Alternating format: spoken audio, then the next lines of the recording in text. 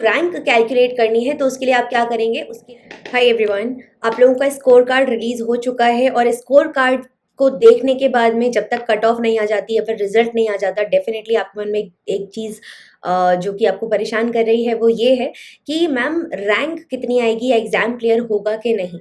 तो अब किसी से आपको पूछने की ज़रूरत नहीं है। In this video I am going to tell you something जिसकी मदद से आप क्लियरली अपनी रैंक देख सकते हो और ये पता कर सकते हो आपका एग्जाम क्लियर होगा कि नहीं होगा। Okay, so first of all मैं आपको परसेंटाइल के बारे में कुछ बातें बता देती हूँ जो कि CSIR नेट या NTA की तरफ से ही हमको प्रोवाइड की जाती है। तो फर्स्ट इंपॉर्टेंट पॉइंट है कि जो परसेंटाइल स्कोर्स आपके आए हैं ये ऑलरेडी नॉर्मलाइजेशन के बाद में स्कोर्स आए हैं, क्योंकि आपके 2 शिफ्ट में पेपर होते हैं तो अकॉर्डिंगली वहां पर नॉर्मलाइजेशन कर दिया गया है। ठीक है, सेकेंड इंपॉर्टेंट पॉइंट, जो परसेंटाइल स्कोर है वो ये बताता है कि कितने कैंडिडेट्स ने आपसे कम या आपके बराबर स्कोर किया है, that particular candidate in that particular session.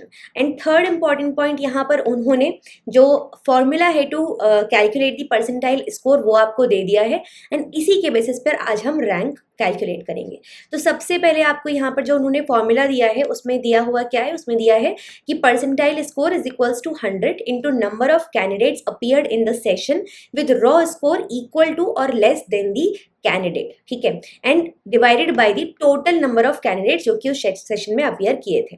तो अगर हम इस पर्टिकुलर एग्जामिनेशन की बात करें तो लाइफ साइंसेज में टोटल 78,168 कैंडिडेट्स ने यहाँ पर अपीयर किया है। You can just check it here. ठीक है, अब इसके बेसिस पे हमारा जो फॉर्मूला था उसको हमने थोड़ा सा यहाँ पर क्या कर लिया है, अपने हिसाब से मॉडिफाई कर लिया है और यहाँ से हम उन कैंडिडेट्स का नंबर निकाल सकते हैं जिन्होंने हमारे बराबर या हमसे कम स्कोर किया होगा। ठीक है, नाउ कैसे निकालेंगे ये, हमें हमारा परसेंटाइल स्कोर पता है। ठीक है, इस परसेंटाइल स्कोर में अगर मैं ये नंबर मल्टीप्लाई कर दूं और ये नीचे डिवाइड कर दूं उसका वैल्यू, तो मुझे ये नंबर ऑफ कैंडिडेट्स यहाँ पर मिल जाएगा। जैसे कि आप देखो, ठीक है, नंबर ऑफ कैंडिडेट्स स्कोर के बेसिस पे मैं निकाल रही हूँ। फॉर एग्जाम्पल हम लेके चल रहे हैं, मान लीजिए आपकी 97 परसेंटाइल स्कोर अभी आ रहा है। ठीक है, तो उसके बेसिस पर आप यहाँ पर 97 रखोगे which is the percentile into total कितने बच्चों ने एग्जाम दिया था, ये वैल्यू आपको यहां से मिल जाती है 78,168 डिवाइडेड बाय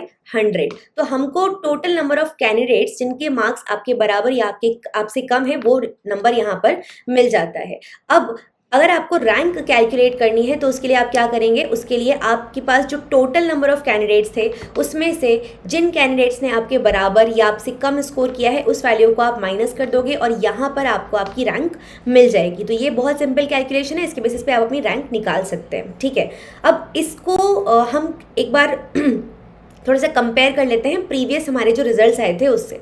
तो जून में जो रिजल्ट आया था वहाँ पे अगर हम बात करें तो जो कट ऑफ थी वो कितनी थी, वो थी 98.81 कुछ एक परसेंटाइल यहाँ पर दिया हुआ है आपको।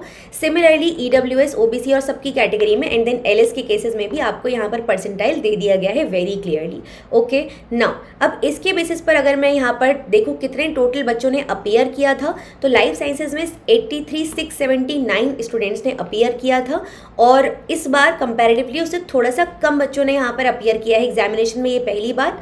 दूसरी बात, इसके बेसिस पर हम एक्सपेक्टेड कट ऑफ आपको आज बता देंगे। ठीक है, नाउ अगर हम यहाँ से वापस से कैलकुलेट करें तो हमें पता है कि 98.81 है मेरी परसेंटाइल।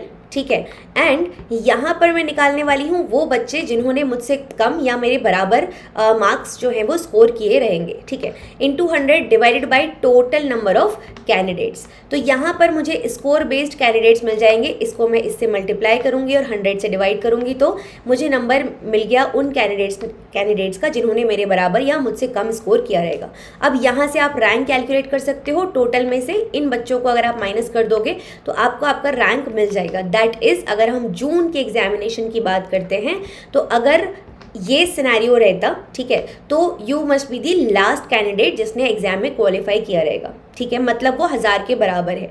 अब अगर हम इस बार में बात करें फॉर एग्जाम्पल, तो जैसे मैंने यहाँ पर 97 परसेंटाइल लिया था, ये वैल्यू आ रही थी 2346। आप कंपेयर कर सकते हो कि ये वैल्यू उससे डबल से भी ज़्यादा एक तो नंबर है।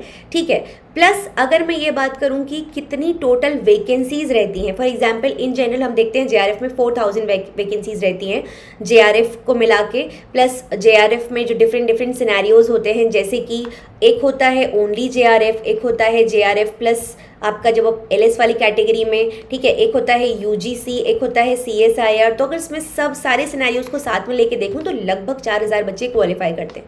लेकिन अगर मैं 2376 देखूं तो वहाँ पे क्वालिफाई होगा कि नहीं होगा ये आपको इससे पता चल जाएगा कि इस सिनेरियो में 4000 बच्चे जो हैं एक एक रैंक पे कई कई बच्चे यहाँ पर प्रेजेंट होते हैं। जैसे आप देखोगे यहाँ पर 996 पे आपका नंबर जो सिलेक्शन था वो हुआ था, ठीक है, 996 रैंक पर।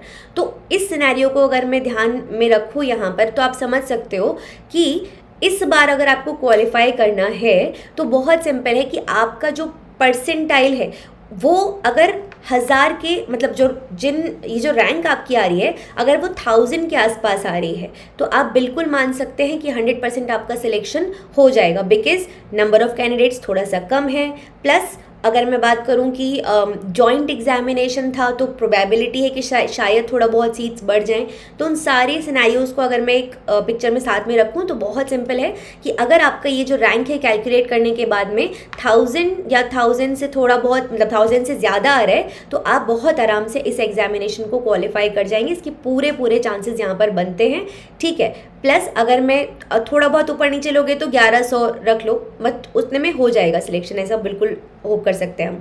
फिर अगर आपको मान लीजिए किसी एक पर्टिकुलर कैटेगरी के लिए देखना है तो आप क्या करेंगे, आप यहाँ पर देखेंगे फॉर एग्जाम्पल जो आपको total number of for example जो आपकी जो वैल्यू आई है यहाँ पर निकल के, ठीक है, तो यहाँ पे आप देख सकते हो कि इसके बेसिस पे अब आप इस स्कोर को एज अ रेफरेंस पॉइंट मान के EWS category, OBC category and जितनी भी कैटेगरीज हैं जिसके लिए आपको कैलकुलेट करना है उन सब के लिए अपने सबसे पहले उन टोटल स्टूडेंट्स को कैलकुलेट कर सकते हो जिनके मार्क्स आपसे कम या आपके बराबर हैं, and then you can calculate your rank, ठीक है। तो इसी तरीके से एक्सपेक्टेड कट ऑफ भी हमारी क्या हो जाती है लगभग, अब मैं आपको रैंक के हिसाब से एक्सपेक्टेड कट ऑफ बता रही हूँ, एंड दैट विल बी लगभग 1000 रैंक के आसपास में आपका सिलेक्शन JRF के लिए हो जाएगा। सो अकॉर्डिंगली आप यहाँ पे कैलकुलेट कर सकते हैं, ठीक है। आई होप इस तरीके से आपके सारे कन्फ्यूजन दूर हो गए हों एंड आप बहुत आराम से अपनी रैंक जो है वो कैलकुलेट कर पाओ। Thank you so much everyone, I hope you have like the video. Make sure to hit the like button if you have like the video and subscribe the channel. Bye bye.